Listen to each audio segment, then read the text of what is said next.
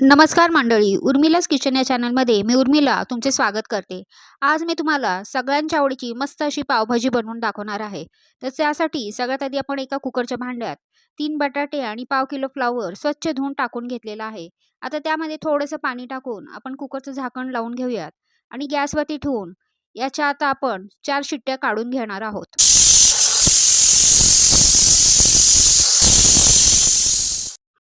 Cooker थंड झाल्यानंतर झाकण उघडून बघूयात. आपला फ्लॉवर आणि बटाटा चांगला शिजलेला आहे. आता एका स्मॅशरने आपण हे सगळं व्यवस्थित स्मॅश करून घेणार आहोत. तर आता आपण पावभाजी बनवायला घेऊयात. त्यासाठी पॅनमध्ये 3-4 चमचे तेल गरम करून घेतलेलं आहे. आता त्यामध्ये 1 चमचा बटर टाकून घेऊयात. त्यामध्ये आता 2 एकदम बारीक चिरलेले कांदे टाकून आपण हे 2-3 मिनिटासाठी चांगले परतून घेणार आहोत. त्यामध्ये टाकूयात 1 चमचा भरून आलं लसणाची पेस्ट आणि ती देखील थोडीशी आपण परतून घेणार आहोत.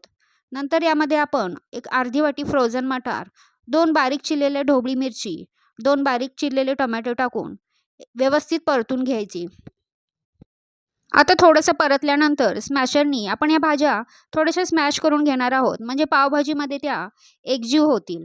त्यानंतर यामध्ये टाकूयात थोडीशी हळद, 1 चमचा जिरा पावडर, 1 चमचा लाल मिरची पावडर आणि 1 ते 1.5 चमचा पावभाजी मसाला. आता हे मसाले देखील आपण थोडेसे यामध्ये परतून घेणार आहोत. स्मॅश केलेला बटाटा आणि फ्लॉवर यामध्ये टाकून या भाज्यांमध्ये आता आपण व्यवस्थितपणे हे मिक्स करून घेणार आहोत. आता मिक्स झाल्यानंतर स्मॅशरने परत एकदा ही भाजी आपण स्मॅश करून घेणार आहोत. त्यामुळे सगळ्या भाज्या आपल्या चांगल्या एकजीव होतील. आता भाजी थोडी एकजीव झाल्यानंतर यामध्ये आपण थोडंसं गरम पाणी टाकून घेणार आहोत.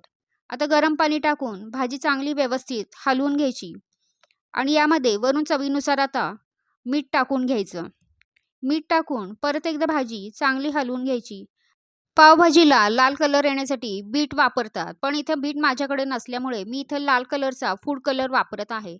आता यावरती ताट झाकून आपण पावभाजी 5 मिनिटांसाठी शिजवून घेणार आहोत. तर 5 मिनिटांनी बघूयात आपली मस्त अशी पावभाजी तयार झालेली आहे. आता वरून थोडीशी कोथिंबीर टाकून घेऊयात आणि परत एकदा 1 चमचाभर बटर टाकूयात. मस्त गरमागरम अशी पावभाजी आपली तयार झालेली आहे. आता एका प्लेटमध्ये आपण काढून घेऊयात. आता हीच प्लेट मी माझ्या मुलाला देणार आहे, कारण तो बाजूलाच येऊन थांबलेला आहे आणि पावभाजी म्हणजे त्याला एकदम आवडते. आता यामध्ये ठेवूया 2 पाव बटर लावून तळलेले कांदा, लिंबू आणि कोथिंबीर आणि परत एकदा पावभाजीवर टाकूया थोडंसं बटर. मस्त अशी आपली डिश तयार झाली. तर तुम्हाला माझी रेसिपी कशी वाटली ते नक्की सांगा आणि आवडली असेल तर लाईक करा आणि सबस्क्राईब